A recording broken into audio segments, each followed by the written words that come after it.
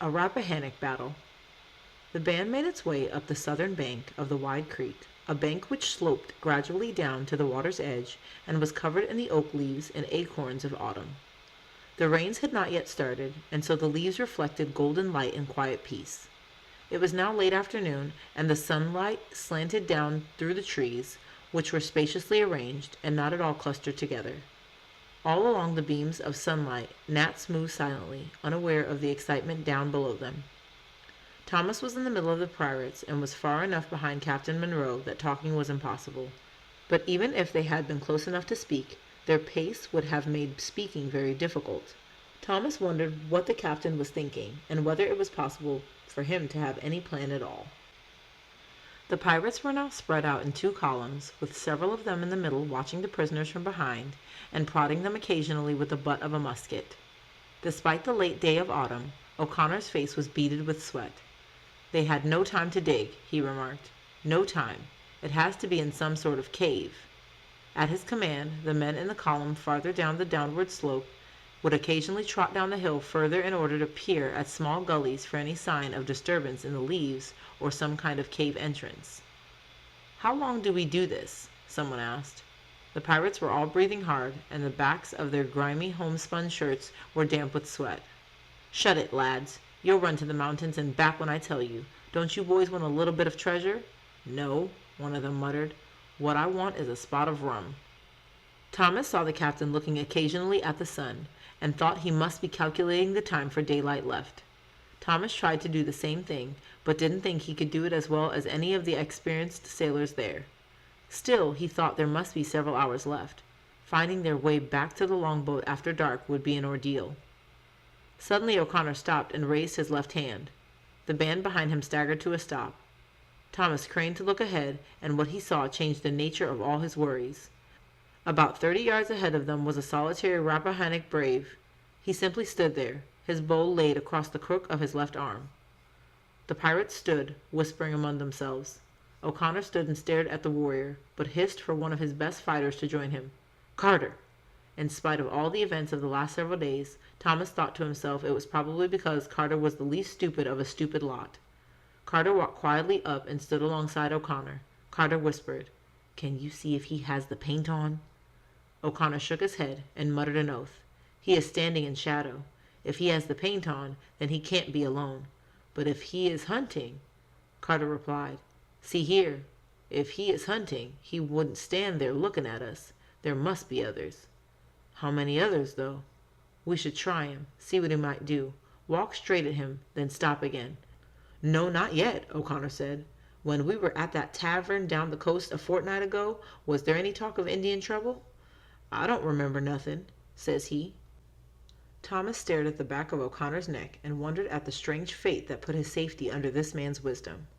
After another silent moment, O'Connor decided to greet the warrior in order to try to parley. He stepped out in front of their small band, lowered his musket till it rested on the ground, and raised his right hand. "Oi!" With that, the brave turned quietly around and disappeared into a cluster of bracken. Visibly shaken, O'Connor gave an order, and the pirates circled facing out, their backs to one another. O'Connor glared at the prisoners and gestured them into the middle. Captain Monroe and Thomas stood there for a few moments, hands still tied in front of them. Thomas kept trying to swallow, but his tongue was getting in the way.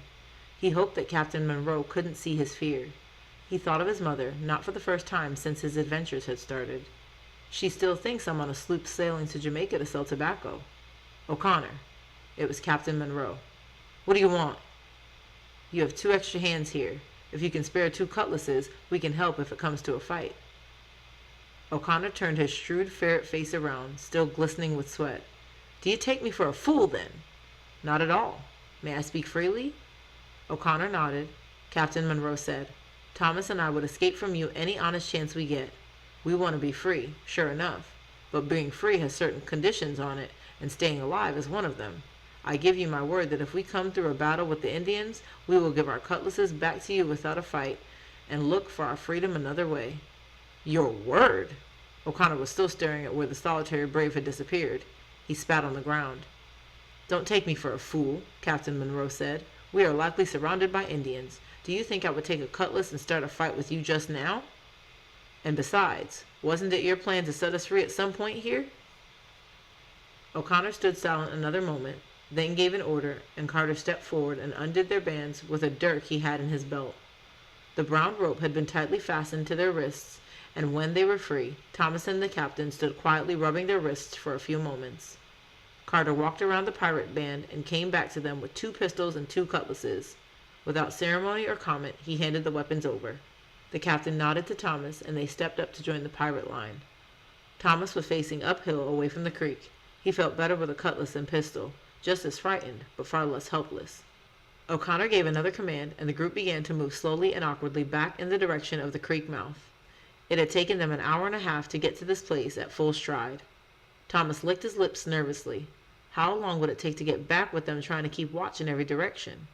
Instead of walking straight on, some of them were sidling, a few were walking backwards, and those in front were walking slowly, looking carefully around. As they walked, their nerves grew more and more frayed. The woods around them were quiet, and the gnats continued to meander all over their straight golden road, oblivious to all human concerns.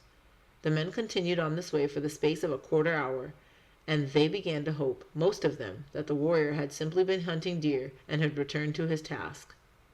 Just as the spirits of the band had begun to improve, the woods were filled with a single scream, like a hog being butchered.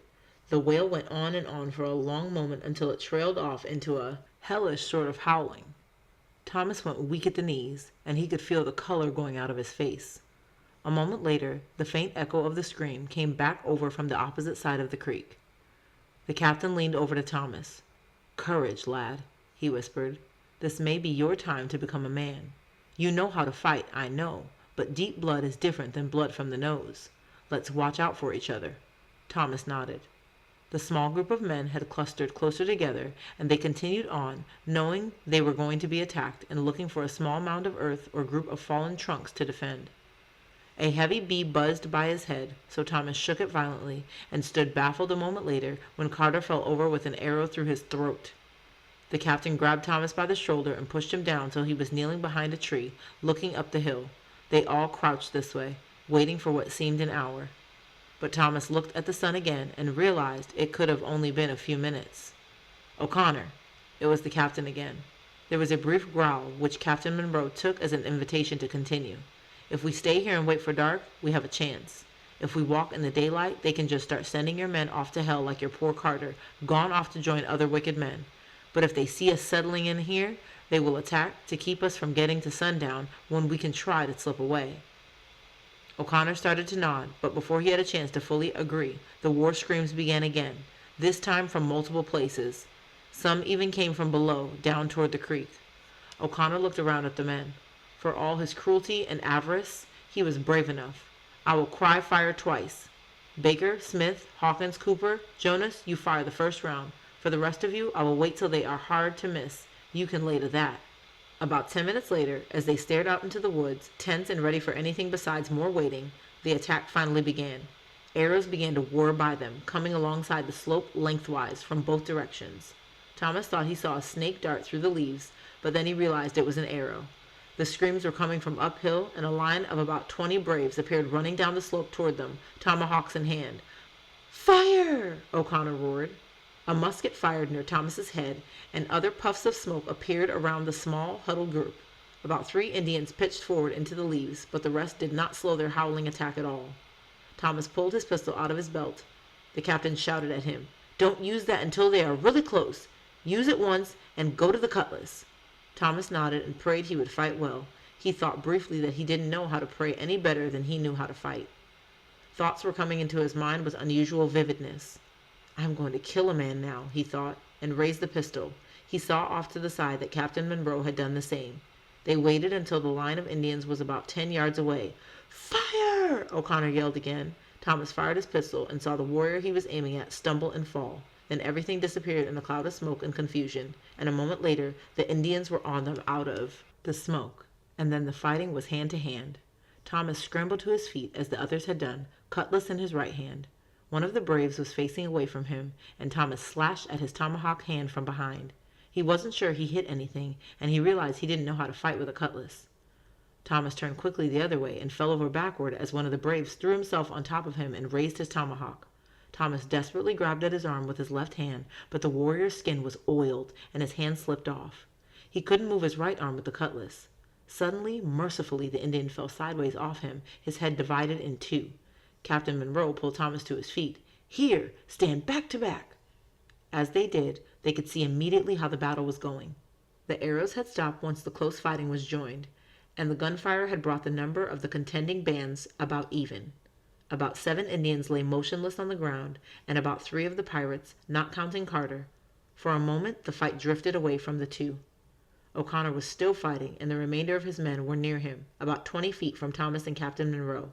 The way was clear for the 2 prisoners to run off and take their risks with the archers, however many of them there were. Captain Monroe and Thomas looked at each other without having to say anything. "I gave my word," Captain Monroe said, and threw himself back into the fighting. "To a pirate," thought Thomas, and followed him.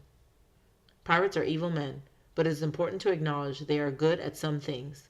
They are very capable fighters. The Indians had been on the warpath, but they had been looking for settlers, men who farmed for a living, and who fought occasionally in self-defense. In this band of pirates, they encountered men who fought for their livelihood, and their manner of fighting was not too civilized either. The battle lasted for another 5 minutes, and ended when one tall brave, most probably their leader, fell to the ground and was quickly killed by O'Connor. One of the other pirates had slashed his legs from behind at the knees, and when he fell, and even before O'Connor finished him, the other warriors ran off. The remaining men stood without a word, breathing heavily. "Murdering heathen," said someone finally, a man named Hawkins. Said the pirate, thought Thomas. There were 6 of the pirates left, and Thomas and Captain Monroe. "Shall we go?" said the captain, and O'Connor nodded. "I'll be hanged if we stay here." There were more Indians they had not yet seen, the ones who had been shooting the arrows, plus the braves who had retreated, but in the aftermath of the immediate battle, there was no sign of any of them. There couldn't have been many altogether. Maybe with their leader killed, they decided they had to alter their course. Whatever the reason, the Indians had all disappeared. As they walked along, the excitement of Thomas's first battle quickly faded. He felt a tremor in his arms, and he looked down at his left hand. His right arm was steadied by the weight of the cutlass, but his left hand was shaking in a way he did not believe was possible. The sun was lowering, and the shadows of the trees stretched a long way ahead of them. After the heat and sweat of battle, the early evening brought a quick chill. The distant sky was visible through the trees, and Thomas could see a thin line of clouds above the setting sun. After the bright autumn sunlight earlier, the sunset was understated, and the clouds looked like the inside of a faded oyster shell. Although they walked briskly, the sun was soon down, and the twilight was long advancing when they came near the mouth of the creek where they had left the boat. "O'Connor," the captain said, and O'Connor, who had been at the head of the column, turned around. "I gave you my word," the captain said, and he took his cutlass and offered it to the pirate leader, hilt first. Thomas followed him a step behind and did the same. O'Connor looked at the 2 of them and shook his head. "Well, if that ain't faith now." "I'll put one to that," said one of the other pirates. "They both fought like they was your lads." O'Connor just stood there a time. Then he said, "'Tain't natural for a pirate to take a man's sword that way. You can come with us in the longboat now, or you can take your chances here." Captain Monroe bent his head gratefully. "As much as we enjoyed your company, O'Connor, I believe we want to stay here." O'Connor bowed, a mock attempt at an inscrutable gallantry that some pirates cultivated, and turned to his remaining men. "I didn't want to see the color of their insides anyhow. All hands down to the boat." "Eh," one of them said, and with that the pirates scuttered down the sloping hill, kicking golden leaves as they slid down toward the lapping water. Captain Monroe and Thomas stood on a rock at the top of the hill, and they quietly watched the dark water below through the trees. After a short time, they heard splashing and the creak of oars echoing off the water. Finally, the captain pointed silently, and they both could see the shadow of a boat pulling out to the mouth of the creek. Then he turned to his young companion. "Always keep your word, Thomas." "Eh," Thomas murmured, and they both laughed.